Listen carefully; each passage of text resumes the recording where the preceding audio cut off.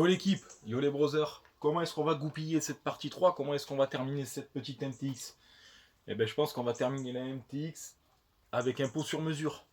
Mais dans un premier temps, je veux être sûr que je puisse faire quelque chose de propre. Je cherche pas les performances, juste quelque chose de plus propre que le pot d'origine, à partir d'un Conti 50 CHR d'époque, en passage bas. Je vais d'abord retirer ma béquille principale et voir s'il y a moyen de faire tomber le pot en face. D'accorder les deux coudes, le coude descendant du passage haut et le coude montant du passage bas. Si on peut tomber en face, à ce moment-là, je mets un coup de disqueuse, je me mets sur mon étau et on enchaîne avec le poste à souder semi-automatique. Ce qui me fait chier, c'est que c'est pas il n'y a pas de gaz, si vous voulez, c'est un fil fourré, c'est pas suffisamment performant, mais on va essayer de faire quelque chose de propre. J'ai des feuilles d'alu, on peut doubler, on peut faire quelque chose de sympa. Le bloc est remonté, comme vous avez pu voir dans la partie 2, je vous mets le lien dans la description. Donc là, ce qu'on va faire, c'est qu'on va tomber déjà la béquille principale et voir si on peut venir raccorder la fixation de l'échappement, Conti, hein, bien sûr, au niveau de la béquille latérale. Parce que j'aimerais le raccourcir et venir y mettre la cartouche sur le côté. La cartouche du MTX d'origine. Parce qu'en fait, j'aimerais faire un pot quand même vintage. Donc c'est parti, on enchaîne. Il va falloir dans un premier temps d'abord que je retire ce ressort. Et ça, c'est pas ce que je préfère. Ces ressorts-là, c'est une grosse mouise. Surtout que ceux-là, ils sont relativement solides. Alors moi, j'y passe un fil de fer et je viens tirer dessus. Là, bien sûr, il va me falloir des chaussettes pour pas m'enculer les mains. Hop là, je vais me faire des gants en chaussettes. Essayons, je promets rien, mais essayons. Allez, un peu de force, putain. Ça, c'est la merde à enlever ces ressorts là. Putain. Elle est tendac celui-là.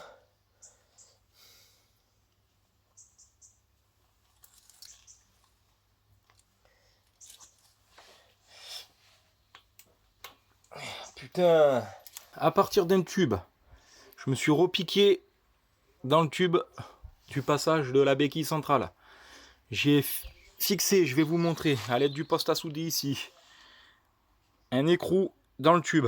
Ici, c'est mon patin de pot d'échappement qui va venir et on va se fixer ici. Me restera là-bas à repercer ces deux trous ici pour venir me fixer. On est dans le même diamètre que le cylindre.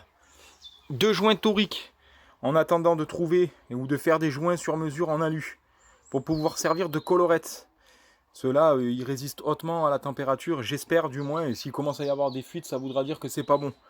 Mais là, c'est provisoire, c'est un essai. C'est la première partie pour l'échappement. Ce qui me permet de garder mon échappement d'origine, de me repiquer sur un échappement derby ici. On va voir ce qu'on fait pour la cartouche. Si on garde celle 3 trous SCR ou si on bidouille à partir de la cartouche d'origine. Je vais voir ça. Hop. Hop. Mon patin là. Alors, je ne sais pas trop y taper dessus. Normalement, ça devrait rentrer. J'aurais pu le raccourcir aussi. Hein.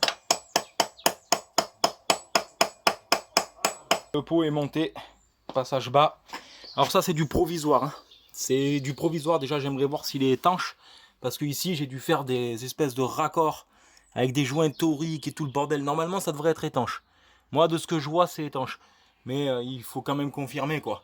Donc là, ce qu'on va faire, c'est premier démarrage ensemble. Je vais pas m'éterniser sur le démarrage parce que certainement qu'il va falloir changer le gicleur.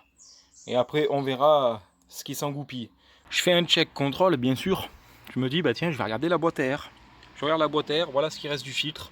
J'ai ouvert, il y a tout qui est tombé dans un état pitoyable. Donc ça, nettoyage. Pas de filtre sous la main. Je regarde 6 € le filtre, pas cher. Vieux collant. 99 centimes. Filtre air maison. C'est fait. Voilà. Il reprendra sa place. Initialement, comme c'est monté. La boîte dessus. Voilà. Voilà ce que ça donne, les gars, une fois remis en place. Plutôt propre, hein. Plus qu'à remettre le couvercle.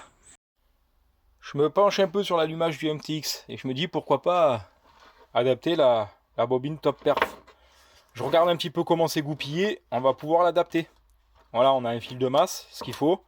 Et on va pouvoir l'adapter ici. J'aurai juste plus de quoi l'éteindre. Malheureusement, c'est un variateur. Pour l'éteindre, je ne peux pas passer de vitesse. Il me suffira de lever l'antiparasite. Ou de faire un bouton on-off à l'antiparasite, tout simplement.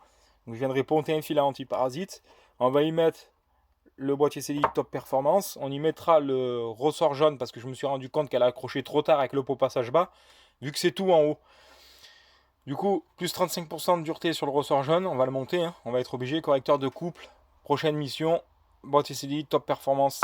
Donc du coup, la petite merguez, je pense qu'il n'y en aura pas deux des comme ça. Les brothers, c'est avec le plus grand plaisir aujourd'hui que je fais cette première mise en route avec vous. On va faire le premier test maintenant.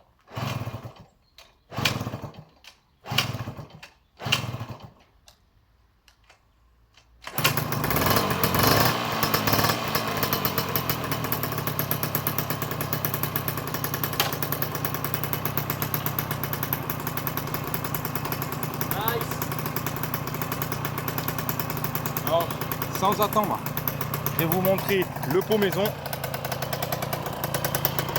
Voilà comment il se présente. Au passage bas, conti CHR, diagramme 50. À la base, c'est pour Derby Euro 2 de 2004. Donc moi, je l'ai adapté sur ce cylindre avec des joints toriques et tout. Quelques fuites au niveau du cylindre, je reprendrai ça plus tard. Je reprendrai aussi la patte de fixation ici. Et dans l'ensemble, ça se goupille comme ça. Donc j'ai remonté tous les carénages à l'arrière, me restera un bon petit nettoyage. Restera à monter la face avant, à mettre deux belles chambres à air, deux beaux petits pneus, une petite couronne neuve à l'arrière. Et il n'y aura plus qu'à l'homologuer. Voilà. Un plaisir pour moi toujours de vous accueillir dans mes vidéos. N'oubliez pas, Team Vintage Mécanique, bientôt la Team V. C'est ma chaîne YouTube. C'est un grand plaisir pour moi de vous accueillir.